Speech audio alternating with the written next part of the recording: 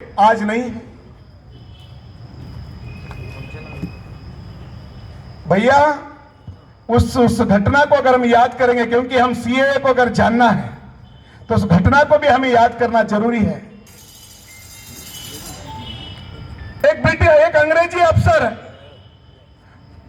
उस समय में सरहद के ऊपर जाता है, जाने लगता है और लोग इधर से उधर जा रहे हैं, उधर से इधर लोग आ रहे हैं। देखता है कि यहाँ इसकी सीमा कहाँ होगी, ये कहाँ तक ये लाइन लगी है, देखने के लिए जाता है। उसको कहीं तक भी सीमा नहीं मिलती। वो बोलता है, वहां पर एक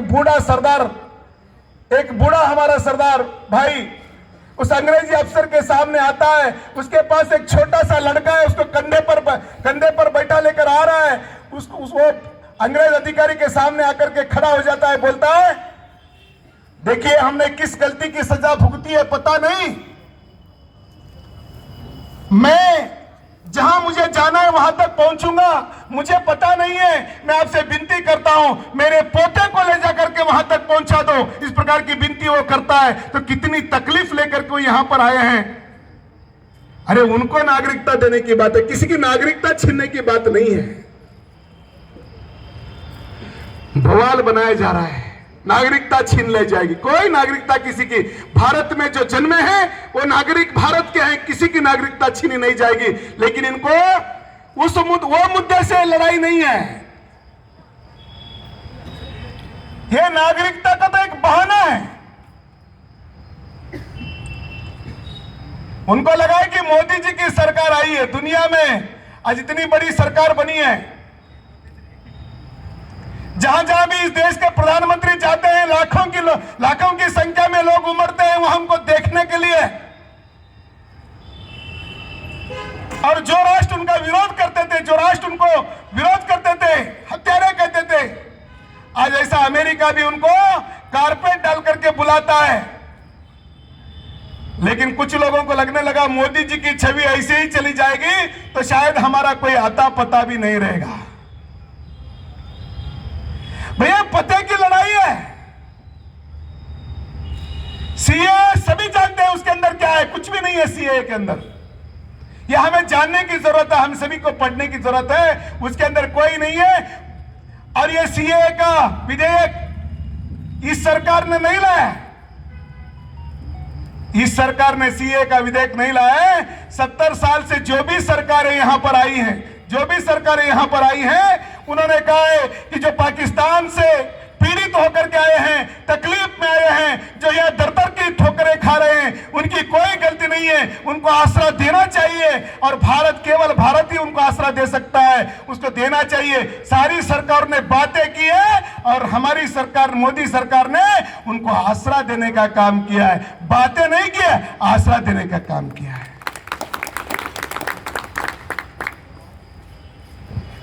लेकिन आज बड़ा क्या कह दिया कि बहुत बड़ा परिवर्तन लाने का, बहुत बड़ा गड़बड़ कर दिया, ऐसा बताया जा रहा है।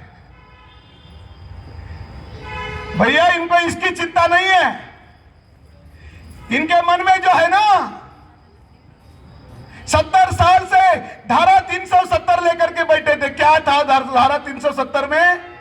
कश्मीर को स्वायत्त करना, एक अलग दर्जा। भारत का कोई नागरिक, अरे कश्मीर की सरकार भारत का पूरा पैसा लेकर के मजा कर सकती है, लेकिन भारत का कोई भी नागरिक कश्मीर में जाकर के रह नहीं सकता। आपको एक याद दिलाना चाहता हूं, आप सभी ने सुना होगा डॉक्टर श्यामा प्रसाद मुखर्जी जी का नाम। डॉक्टर श्यामा प्रसाद मुखर्जी जी ने कहा था कि एक देश में दो निशान यानी दो झंडे, दो प्रधान और दो संविधान, ये कतई स्वीकारे नहीं जा सकते। इस प्रकार की बात डॉक्टर श्यामा प्रसाद मुखर्जी जी ने हुंकार भर करके कही थी और कश्मीर में प्रवेश किया, उनकी हत्या कर दी गई। धारा 370 जो हटाना, 70 साल में बताया गया कि धारा 370, बड़े बड़े भाषण किए गए, धारा 370 हटाई गई तो भूचाल आ जाएगा। बताओ भैया कहां भूचाल आया? कश्मीर में आया क्या भूचाल? और धारा 317 से बड़ा कोई कानून नहीं था। और वहां की जनता को इससे कोई भी फायदा नहीं था। केवल 4-5 राजनीतिक परिवारों के पेट भरने के लिए वो धारा 370 थी। हिंदुस्तान का सारा बजट जाना और 4 परिवार मजबूत होना। 4 परिवार, वहां का कश्मीर का गरीब ही रहेगा। वहां कोई पाठशाला नहीं, वहां कोई शिक्षा नहीं, वहां पर कोई व्यवस्था नहीं। उसको 70 साल रखा गया और उसका समाधान कहीं पर भी समाधान नहीं, उसी में समाधान था। ये तो टेम्पोररी रिलीफ है, टेम्पोररी रिलीफ। उसका समाधान उसी के अंदर था। एक छोटा सा ऑर्डिनेंस ला करके धारा 370 को हटाया जा सकता है, उसी के अंदर उसका समाधान था। तो सरकार ने उसको हटा दिया। भैया क्या गुनाह कर दिया? कुछ लोगों को लगा कि अरे बाप रे, धारा 370 हटा दिया, मोदी जी और शाइन हो जाएंगे। भैया कश्मीर भारत का था, भारत का है।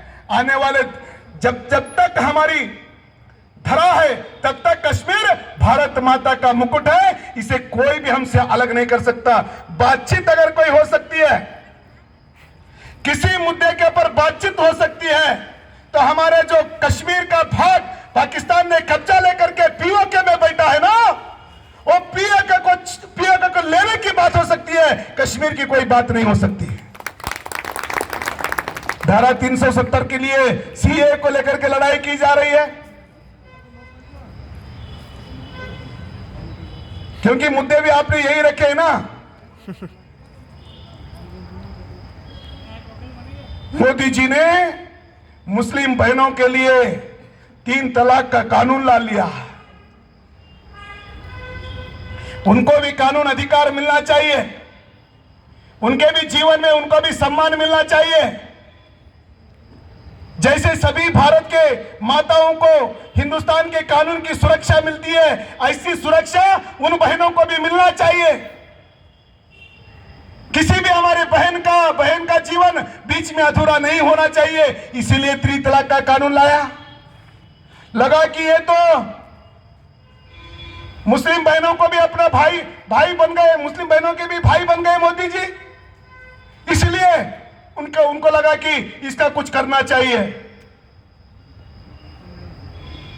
उसके बाद हम सभी जानते हैं, मुद्दों की लड़ाई में बता रहा हूं किस लिए ये सब हो रहा है। सीए तो एक बहाना है। राम जन्मभूमि का मुद्दा जो सदियों से बड़ा था,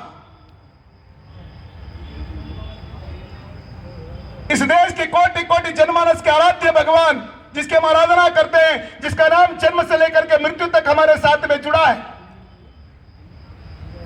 जब घर में किसी परिवार में बच्चा जन्म लेता है तो उसका पहले नाम उसका राम रखा जाता है। जब हमारे घर में कोई अर्थी उठती है तो राम नाम के साथ में उसकी अर्थी ली जाती है। यानी राम जन्म से लेकर के मृत्यु पर्यंत जिस भगवान का नाम इस समाज के साथ में जुड़ा है, ऐसे भगवान के मंदिर के लिए कितने साल लड़ने पड़े? 1526 से लेकर के हमको लड़ना पड़ा। लेकिन क्या कहा? कोर्ट में जो जजमेंट होगा, कोर्ट में जो तीर्मान होगा, हम उसको स्वीकार करेंगे।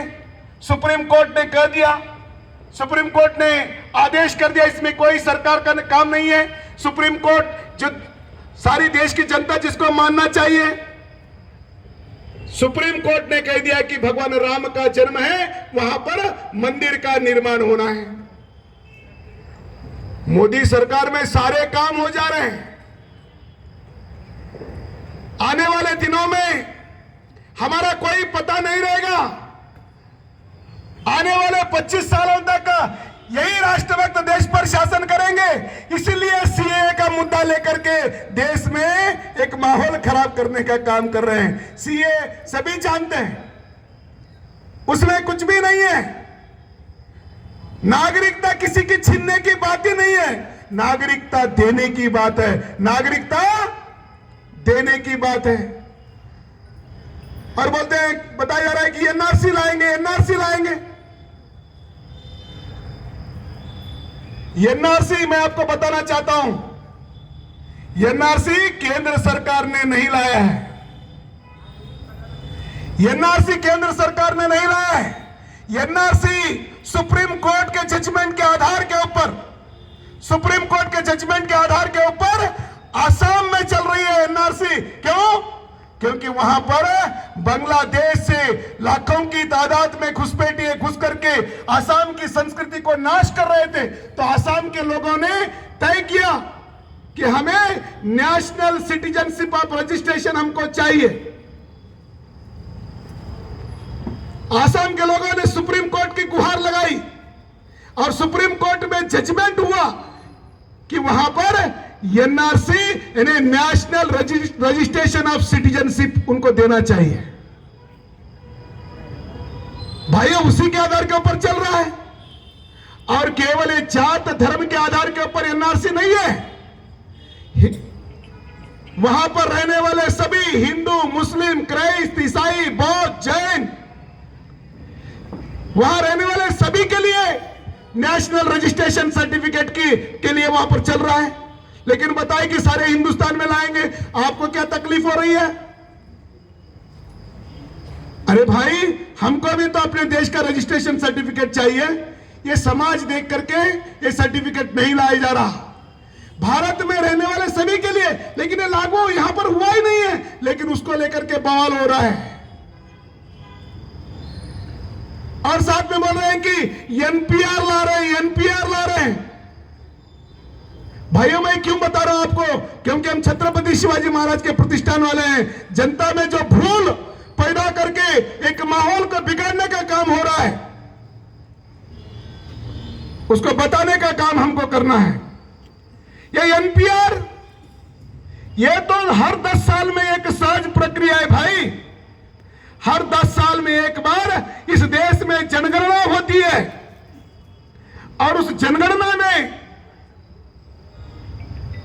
हमारे भारत की संख्या कितनी है, कितनी बड़ी है, उसके लिए क्या सुविधा चाहिए, उनके लिए कौन सी योजना चाहिए, इस सारी सुविधा के लिए हर 10 साल को एक बार देश में जनगणना होती है। लेकिन ये सारे मुद्दों को मिलाया गया है और बताया जा रहा है कि आपने सीए नागरिक कानून के अंदर 6 धर्मों को लागू कर दिया, ला लिया। आपने हिंदू को लाया, आपने जैन को लाया, आपने बौद्ध को लाया, आपने पारसी को लाया, आपने सिख को लाया, लेकिन आपने मुस्लिम को छोड़ दिया। भैया, मैं एक बात आपके सामने रखना चाहूंगा कि पाकिस्तान कौन सा राष्ट्र है? कौन सा राष्ट्र है? इस्लामिक राष्ट्र है। अफगानिस्तान कौन सा राष्ट्र है? इस्लामिक राष्ट्र। इस्लामिक राष्ट्र है। बांग्लादेश कौन सा राष्ट्र है? इस्लामिक राष्ट्र है। वहां मुस्लिम समाज को तकलीफ हो सकती है क्या? नहीं। यही तो है, जब उनको तकलीफ नहीं होती तो यहां क्यों नागरिकता देंगे? अरे बांग्लादेश में, पाकिस्तान में, अफगानिस्तान में किनको तकलीफ होती है? आजादी के समय में पाकिस्तान में हिंदुओं की संख्या लगभग 33% थी। 33%। आज कितनी संख्या है? 2%। भैया, पार्टीशन के समय में जब बवाल खड़ा हुआ, बवाल खड़े होने के बाद में यहां के राजनीतिक नेताओं को लगा कि बहुत बड़ी गलती हो गई है, इसको कैसे सुधारना है। बहुत सारे लोग मारे जा रहे हैं, ट्रेनें लाद करके लाशें आ रही है, इसका कैसे समाधान निकाला जाए। तो उस समय में पाकिस्तान के प्रधानमंत्री लियाकत अली और भारत के प्रधानमंत्री जवाहरलाल नेहरू के बीच में एक समझौता होता है। वो समझौते के तहत कहा जाता है कि पाकिस्तान के अंदर रहने वाले माइनॉरिटी की सुरक्षा, हिंदू, सिख, जैन, बौद्ध, पारसी, सिख समाज की सुरक्षा का दायित्व पाकिस्तान सरकार लेगी और भारत में रहने वाले माइनॉरिटी की सुरक्षा का दायित्व भारत सरकार लेगी। मैं आपके सामने एक बात रखना चाहता हूं। 1947 में पाकिस्तान में 33% हिंदुओं की आबादी थी और आज कितनी संख्या है बताइए मुझे? 99। आज कितनी संख्या है? 1.6% हिंदुओं की संख्या है और टोटल माइनॉरिटी संख्या 3% है। टोटल माइनॉरिटी की संख्या 3% है, तो 30% लोग कहां गए? क्या हुआ उन 30% लोगों का? क्या उनका धर्मांतर हुआ? क्या उनका कत्ल कर दिया गया? क्या उनको भगा दिया गया? वो लोग कहां गए? मैं आज आंदोलन करने वाले लोगों से पूछना चाहता हूं, आज बड़ी बड़ी नारे लगा करके संख्या लेकर के आप निकल रहे हो, कभी पाकिस्तान में रहने वाले माइनॉरिटी के लिए आपने संघर्ष किया है? भैया, एक ग्रंथी की बेटी को अपहरण किया जाता है, उसका धर्मांतर किया जाता है और उस गुरुद्वारे को, नानका साहब को, उस गुरुद्वारे के नानका साहब को घेराबंदी कर दी जाती है और यहां के लोगों को, यहां के जो आज विरोध कर रहे हैं ना, सीएए, एनआरसी का विरोध कर रहे हैं ना, उनके चेहरे पर चूं तक रेंगती नहीं। मैं आज पूछना चाहता हूं, आप किसके पक्ष में हो? आपकी राष्ट्रभक्ति क्या है? आज मेरा प्रश्न खुलेआम है। नागरिकता की बात आती है, मैं विरोध करने वाले राहुल गांधी के माताजी को भी पूछना चाहता हूं, आपको भी हमने नागरिकता दी है? अगर हम नागरिकता नहीं देते, आप भारत में रहते क्या? अरे भारत तो विशाल है, भारत का मन भी विशाल है। 600 साल तक अपने देश को छोड़ के आने वाले इजराइल भाइयों को हमने यहां पर शरण दिया और उनका रक्षण किया है। हमने चीना से तकलीफ से निकले दलाई लामा को हमने भारत में सुरक्षा दी है, हमने भारत में उनको नागरिकता दी है। अरे हमारा तो मन विशाल है भाई। लेकिन आपने कभी पाकिस्तान को पूछा है माइनॉरिटी कहां गए? और मैं आज आपके सामने पूछना चाहता हूं, भारत के आजादी के समय में भारत में माइनॉरिटी की संख्या कितनी थी बताओ? भारत में कितनी संख्या थी माइनॉरिटी की? 6 से 8% थी। कितनी परसेंट? 6 से 8% थी। और आज बताओ कितनी संख्या है? कितनी संख्या है? 17 से 20% संख्या बन गई है। तो आज मैं पूछना चाहता हूं, पाकिस्तान ने समझौते को पाला क्या भारत ने समझौते को पाला?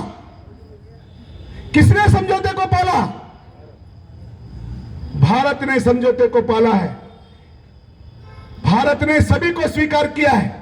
भारत वसुधैव कुटुंबकम बोलता है, सबको एक परिवार के नाते भेजता है भाइयों। लेकिन आज इन्हीं मुद्दों को लेकर के आज देश में माहौल बिगाड़ने का काम हो रहा है कि नहीं हो रहा है? लेकिन इससे चिंता करने की जरूरत नहीं है, चिंता करने की जरूरत नहीं है। हमारे संस्कृति में कहा गया है, अंत में जीत किसकी होती है? अंत में जीत किसकी होती है? जीत तो होनी है। चाहे कितना भी बवाल कर लो, चाहे जितना भी वातावरण खराब करने का प्रयत्न कर लो, देश की जनता को पता है, देश की जनता जान रही है, देश की जनता देख रही है, देश की जनता सारे चीजों को समझती है। और जितना विरोध कर रहे हैं, आने वाले दिनों में इनका कोई भी राजनीतिक पता नहीं रहेगा। ये मैं चैलेंज के साथ आपको कहता हूं। और भारत आज जिस रफ्तार में बढ़ रहा है जगत गुरु की ओर, भारत जगत गुरु की ओर बढ़ते चला जाएगा। भाइयों, आज आपने 3 विषय रखे थे, मैंने तीनों विषयों का प्रस्ताव आपके सामने करने का जितना मैं जानता हूं, मैं आपसे विनती करता हूं कि इसको पढ़िए और उसको समझिए। हम युवा हैं, हमें समझना चाहिए, उसको समझिए और जो गलती कर रहे हैं उनको बताइए कि आप गलत कर रहे हो। ऐसा कोई निर्णय भारत सरकार ने नहीं किया है, ये बताने का काम हमारी युवा पीढ़ी को करना है। आज मैं आप सभी को अभिनंदन करना चाहूंगा कि आपने 5 सालों तक बड़ी सेवा की है, स्वच्छ भारत की सेवा की है, जगह जगह पर आपने काम करने का प्रयास किया है। अब जहां भी जाते हैं हमें सीना ठोक करके उन भाइयों को बताना है कि ये जो कानून आए हैं, ये कानून किसी को तकलीफ देने वाले नहीं है और जिनको तकलीफ होना है उनको तकलीफ हो जाएगा, उनको डर ये नहीं है। अरे भैया इन्होंने अभी सीए ला लिया, एनसीआर ला लिया, एनपीआर ला लिया, अब कॉमन सिविल कोड भी ला लेंगे। अरे लाएंगे भाई, जो देश के लिए कानून की जरूरत है,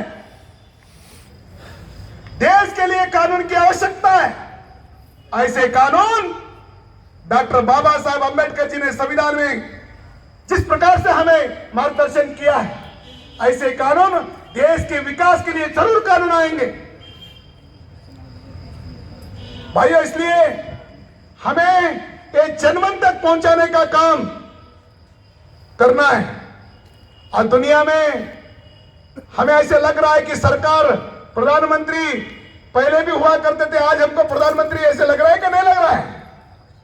लग रहा है ना?